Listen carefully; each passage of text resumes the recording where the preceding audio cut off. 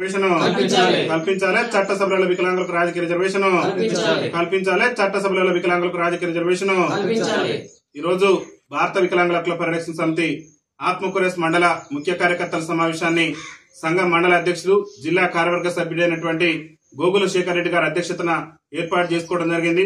ముఖ్యంగా తెలంగాణ రాష్ట్ర ముఖ్యమంత్రి రేవంత్ రెడ్డి గారు మరి అనేక సందర్భాల్లో కూడా వికలాంగులకు కూడా మరి రాబోయేటటువంటి స్థానిక సంస్థల ఎన్నికల్లో రిజర్వేషన్ కల్పించేందుకు కాంగ్రెస్ పార్టీ కట్టుబడి ఉందని చెప్పేసి మొన్న జరిగిన పార్లమెంట్ ఎన్నికల్లో కూడా కాంగ్రెస్ పార్టీ ఎన్నికల మేనిఫెస్టోలో కూడా స్థానిక సంస్థల ఎన్నికల్లో మేము వికలాంగులకు రిజర్వేషన్ కల్పిస్తాం కాంగ్రెస్ పార్టీ అధికారంలోకి వస్తే అని చెప్పేసి కూడా మరి మొన్న పార్లమెంట్ ఎన్నికల్లో రేవంత్ రెడ్డి గారే స్వయంగా ప్రకటన చేశారు. దానికి సంబంధించి ఎన్నికల మేనిఫెస్టో అంశాల్లో కూడా దాన్ని చేర్చారు. అందుకనే గౌరవ ముఖ్యమంత్రి రేవంత్ రెడ్డి గారు అనేక సందర్భాల్లో అనేక ప్రాంతాల్లో ఇప్పటికీ చెప్తున్నారు మరి త్వరలోనే స్థానిక సంస్థల ఎన్నికలు నిర్వహిస్తాం, రాష్ట్రంలో స్థానిక సంస్థల ఎన్నికలకు సిద్ధంగా ఉండాలని చెప్పేసి మరి వారి పార్టీ శ్రేణులకు పిలుపునిస్తున్నారు. గౌరవ ముఖ్యమంత్రి రేవంత్ రెడ్డి గారికి మేము ఒకటే విజ్ఞప్తి చేస్తున్నాం. 76 ఏళ్ల నుంచి కూడా ఈ దేశంలో అణచివేతకు గురై అవమానాలు ఎదుర్కొని చట్టసభలకు దూరమై సమస్యల మీద చర్చకు రానటువంటి సామాజిక వర్గం మీద ఉందంటే అది అట్టడుగు నుండి దుర్భర జీవితాలు గడుపుతున్నటువంటి వికలాంగుల సామాజిక వర్గమే. కాబట్టి మరి గౌరవ ముఖ్యమంత్రి రేవంత్ రెడ్డి గారు మేము స్థానిక సంస్థలకు వెళ్తామని చెప్తున్నారు, కానీ మీరు స్థానిక సంస్థలకు వెళ్లే ముందే మా సంగతి ఏందో చెప్పాలని చెప్పేసి మేము ముఖ్యమంత్రి గారిని అడుగుతున్నాం. ఏం చెప్తున్నానంటే స్థానిక సంస్థల్లో వికలాంగుల వాటా తేల్చేంత వరకు కూడా సర్కార్పై రాజీ లేని పోరాటం కొనసాగించేందుకు భారత వికలాంగుల హక్కుల పరిరక్షణ సమితి ఉద్యమ కార్యాచరణను సిద్ధం చేస్తుంది. ముఖ్యమంత్రి గారు స్థానిక సంస్థల ఎన్నికల్లో వికలాంగుల వాటా తేల్చేందుకు మరి ముఖ్యమంత్రి గారికి ఉన్న అడ్డంకులు ఏందో స్పష్టం చేయాలి. ముఖ్యమంత్రి గారి చిత్తశుద్ధి ఉంటే మరి ఎప్పుడైతే త్వరలోనే మేము బడ్జెట్ సమావేశాలు పెట్టబోతున్నాం, అసెంబ్లీ సమావేశాలు ఉంటాయని చెప్పేసి మరి ప్రభుత్వం నుంచి ప్రకటన వస్తున్నది. మేము ముఖ్యమంత్రి గారికి ఒకటే విజ్ఞప్తి చేస్తున్నాం. 76 ఏళ్ల నుంచి కూడా అణచివేతకు గురై అవమానాలు ఎదుర్కొని ఈ దేశంలో ఉన్నటువంటి ఏ రాజకీయ నాయకుడు కూడా చట్టసభలలో ఈ తెలంగాణలో ఉన్నటువంటి అసెంబ్లీలో 119 మంది ఎమ్మెల్యేలు ఉంటే ఏనాడు 0 వల్ల కూడా వికలాంగుల ఓట్లతో గద్దెరెక్కిన ఈ పాలకులు వికలాంగుల సమస్యల గురించి మాట్లాడినటువంటి సందర్భం లేదు. కాబట్టి వికలాంగుల సమస్యలు చర్చకు రావాలన్నా, వికలాంగుల సమస్యల పరిష్కారం కావాలన్నా, వికలాంగుల సమస్యలు ప్రధాన ఎజెండాగా ఉండాలన్నా ఖచ్చితంగా చట్టసభలలో వికలాంగులకు రాజ్యాధికారం దక్కాలి. వికలాంగులకు రాజ్యాధికారం దక్కినప్పుడే సామాజిక న్యాయం అనేటటువంటిది జరుగుతుంది. కాబట్టి మరి చట్టసభలలో రాజకీయ రిజర్వేషన్ కల్పించేందుకు ముఖ్యమంత్రి రేవంత్ రెడ్డి ప్రభుత్వం ముందుకు రావాలని చెప్పేసి కూడా భారత వికలాంగుల హక్కుల పరిరక్షణ సమితి రాష్ట్ర కమిటీ పక్షాన మేము రాష్ట్ర ముఖ్యమంత్రి గారిని ఒకటే విజ్ఞప్తి చేస్తున్నాం. రాబోయే స్థానిక సంస్థల ఎన్నికల్లో మా వాటా తేల్చకుంటే సర్కారుపై సమరమే ఉంటుంది. సమరం మామూలు సమరం కాదని సాధించుకునేంత వరకు కూడా మా యొక్క పోరాటం ఆగబోదు. పెద్ద ఎత్తున ఉద్యమ కార్యాచరణ తీసుకొని స్థానిక సంస్థల ఎన్నికల్లో మరి వాళ్ళ సర్పంచుల గ్రామాలలో సకలాంగులే 76 ఏళ్ల నుంచి కూడా ఈ దేశానికి స్వతంత్రం వచ్చిన కాంచి కూడా సకలాంగుల ఆధిపత్యం ఈ దేశంలో నడుస్తుంది. కానీ వికలాంగుల సమస్యలు చర్చగా రావట్లేదు, వికలాంగులు ప్రజాప్రతినిధులుగా అవకాశం రావట్లేదు. కాబట్టి గ్రామ పంచాయతీ నుంచి మొదలు పెడితే పార్లమెంట్ వరకు కూడా భారత వికలాంగుల హక్కుల పరిరక్షణ సమితి రాజకీయ రిజర్వేషన్ కల్పించాలి వికలాంగుల సామాజిక వర్గానికి అని చెప్పేసి పెద్ద ఎత్తున ఉద్యమ కార్యాచరణ తీసుకోబోతున్నాం. ముఖ్యమంత్రి గారి చిత్తశుద్ధి ఉంటే పార్లమెంట్ ఎన్నికల్లో మీరిచ్చిన హామీ మేరకు పార్లమెంట్ ఎన్నికల్లో కాంగ్రెస్ పార్టీ చెప్పిన హామీ మేరకు స్థానిక సంస్థల ఎన్నికల్లో వికలాంగులకు రిజర్వేషన్ కల్పించిన తర్వాతనే స్థానిక సంస్థల ఎన్నికల్లో పోవాలి. స్థానిక సంస్థల ఎన్నికల్లో వికలాంగుల సమాజానికి రిజర్వేషన్ కల్పించకుండా సర్పంచ్ ఎన్నికలకు కనుక రేవంత్ రెడ్డి ప్రభుత్వం పోతే ప్రతిఘటనలు తప్పవు. మా యొక్క ఉగ్ర రూపాన్ని కూడా మరి ముఖ్యమంత్రి గారు చూడాల్సి వస్తుంది. ఎందుకని చెప్తున్నామంటే 76 ఏళ్ల నుంచి కూడా అణచివేతకు గురైనాం. మా ఓట్లను మాయమాటలు చెప్పి కొలగొట్టేందుకు రేవంత్ రెడ్డి ప్రభుత్వం కూడా కుట్ర చేసిందని చెప్పడానికి మొన్న జరిగిన పార్లమెంట్ ఎన్నికల ఉదాహరణ.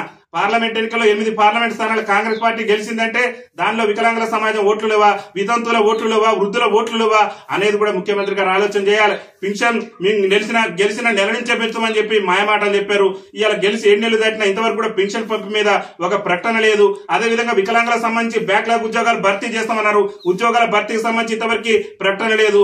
ఆర్టీసీలో వికలాంగులకు ఉచిత రవాణా ఇస్తానన్నారు, ఇది మహిళలకు ఉచిత రవాణా ఇచ్చారు. కానీ అట్టడుగు నుండి దుర్భర జీవితాలు గడుపుతూ మరి ఎన్టీ రామారావు ప్రభుత్వం ఉన్నప్పటి నుంచి కూడా 50% రాయితీతో ప్రయాణం చేసిన మా సామాజిక వర్గానికి ఇంతవరకు కూడా మరి ఉచిత రవాణా ఇవ్వలేదు. ముఖ్యమంత్రి గారు గొప్పలేమో పెద్ద ఎత్తున చెప్పుకుంటూ పోతున్నారు, అంశాన్ని పరిష్కరించే విషయానికి వచ్చేసరికి చొరవ చూపట్లేదు. వికలాంగుల సమాజం పట్ల చిన్న చూపు చూపుతున్నారు. కాబట్టి ఈ చిన్న చూపును, ఈ చొరవ చూపటాన్ని మేము నిరసిస్తూ స్థానిక సంస్థల ఎన్నికల్లో కనుక రిజర్వేషన్ కల్పించకుండా సర్కార్ కనుక స్థానిక సంస్థల ఎన్నికలు పోతే ఇక సర్కార్తో సమరం ఉంటుంది. పెద్ద ఎత్తున రాష్ట్ర వ్యాప్తంగా ఆందోళన కార్యక్రమాలు నిర్వహించి ఈ సర్కార్కు పెద్ద ఎత్తున నిరసన కార్యక్రమాలు కూడా తెలియజేస్తామని చెప్పేసి తెలియజేస్తూ స్థానిక సంస్థల రిజర్వేషన్ తో పాటు అనేక మంది కొత్తగా వికలాంగులైన వాళ్ళకు కూడా పింఛన్ దరఖాస్తు చేసుకుందానంటే ఆన్లైన్ రావడం లేదు. నూతన సంవత్సరం రేషన్ కార్డులు మంజూరు అవుతాయనంటే గత ప్రభుత్వ హయాంలోనూ రేషన్ కార్డులో ఇప్పుడున్న ప్రభుత్వ హయాంలో కూడా రేషన్ కార్డులు మా మిత్రులు అనేక మంది యాక్సిడెంట్లలో కాళ్ళు చేతులు కోల్పోయి పింఛన్ అప్లై చేసుకుందామంటే సంవత్సరాల తరబడి నుంచి తిరగాల్సి వస్తుంది. కాబట్టి దాని మీద ప్రభుత్వం ప్రత్యేక కమిటీ వేసి యాక్సిడెంటల్ గా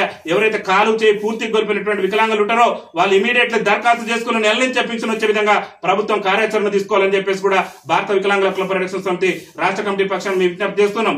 ముఖ్యమంత్రి గారే చెప్పిండు గత ప్రభుత్వంలో వికలాంగుల కార్పొరేషన్ కు రుణాలు ఇవ్వని చెప్తున్నారు. మీరు కార్పొరేషన్ ఏర్పాటు చేశారు, కార్పొరేషన్ కు చైర్మన్ నియమించారు. మరి ఆ కార్పొరేషన్ కు చైర్మన్ నియమించడంతోనే మీ పని అయిపోలేదు. ఆ కార్పొరేషన్ కు నిధులు ఇచ్చి ప్రతి వికలాంగును కూడా ఒక 5 లక్షల రూపాయలు బ్యాంకు రుణాలు ఇచ్చి ప్రతి వికలాంగుల కుటుంబాన్ని కూడా ఆదుకోవాలని చెప్పేసి కూడా భారత వికలాంగుల హక్కుల పరిరక్షణ సమితి తెలంగాణ రాష్ట్ర కమిటీ పక్షాన గౌరవ రాష్ట్ర ముఖ్యమంత్రి రేవంత్ రెడ్డి గారికి మేము విజ్ఞప్తి చేస్తున్నాం. మేము మొన్న కూడా చెప్పినాం, ఆందోళన ఏదైతే సర్కారు ఇచ్చినటువంటి హామీలు అమలు చేయమని చెప్పేసి ఆందోళన చేస్తే అక్రమంగా అరెస్టులు, అక్రమంగా నిర్బంధాలు చేసుకుంటూ మమ్మల్ని ఏదో భయభ్రాంతులకు గురి చేయాలని చెప్పేసి రేవంత్ రెడ్డి ప్రభుత్వం ప్రయత్నం చేస్తుంది. మీ భయభ్రాంతులకు, మీ అరెస్టులకు, మీ అక్రమ నిర్బంధాలకు భయపడేటటువంటి సంఘం భారత వికలాంగుల హక్కుల పరిరక్షణ సమితి కాదు. భారత వికలాంగుల పరిరక్షణ సమితి అంటే పోరాడి సాధించేంత వరకు కూడా పోరాటం కొనసాగిస్తుంది అన్న విషయాన్ని ముఖ్యమంత్రి రేవంత్ రెడ్డి మర్చిపోద్దని చెప్పేసి కూడా ఈ సందర్భంగా తెలియజేస్తూ, అందుకు ఉదాహరణ మొన్న మీ సొంత జిల్లా నువ్వు ప్రాతినిధ్యం వహిస్తున్నటువంటి కొడంగల్ నియోజకవర్గంలోని పెద్ద ఎత్తున భారత వికలాంగుల హక్కుల పరిరక్షణ సమితి ఆధ్వర్యంలో కలెక్టరేట్ దిగ్బంధం చేసి మా యొక్క ఆకాంక్షలను, మా యొక్క డిమాండ్లను కూడా ప్రభుత్వం తెలిసే విధంగా మీరు ఎన్ని అడ్డంకులు సృష్టించినా, ఎన్ని పోలీసులు ఇబ్బందులు సృష్టించినా మా యొక్క ఉద్యమం మాత్రం ఆపలేకపోయారు. మా ఉద్యమాన్ని ఆపడం నీ తరం కాదు కదా, నీ బాబు తరం కూడా కాదు. హక్కుల కోసం, ఆత్మ గౌరవం కోసం నువ్వు చెప్పిన హామీలు నెరవేర్చేంత వరకు కూడా, వికలాంగుల పింఛన్ 6,000 ఇచ్చేంత వరకు కూడా నీ ప్రభుత్వం మీద రాజీ లేని పోరాటం కొనసాగుతుంది. మా వితంతు సోదరులకు నువ్వు ఇచ్చిన మాట ప్రకారం 4,000 చేయాల్సిందే. మా గీతా కార్మికులకు నువ్వు ఇచ్చిన మాట ప్రకారం 4,000 చేయాల్సిందే. మా వృద్ధులకు నువ్వు ఇచ్చిన మాట ప్రకారం 4,000 చేయాల్సిందే. ఎవరికి పింఛను మరి డబల్ చేయకుండా కానీ నీ ప్రభుత్వం మీద మా పోరాటం ఆగబోదని చెప్పేసి కూడా ఈ సందర్భంగా తెలియజేస్తూ, మరి ఈ రోజు ఆత్మకూరేస్ మండల ముఖ్య కార్యకర్తల సమావేశాన్ని ఏర్పాటు చేసి సమావేశంలో కూడా కీలక నిర్ణయాలు తీసుకోవడం జరిగింది. ఇక సర్కార్తో సమరా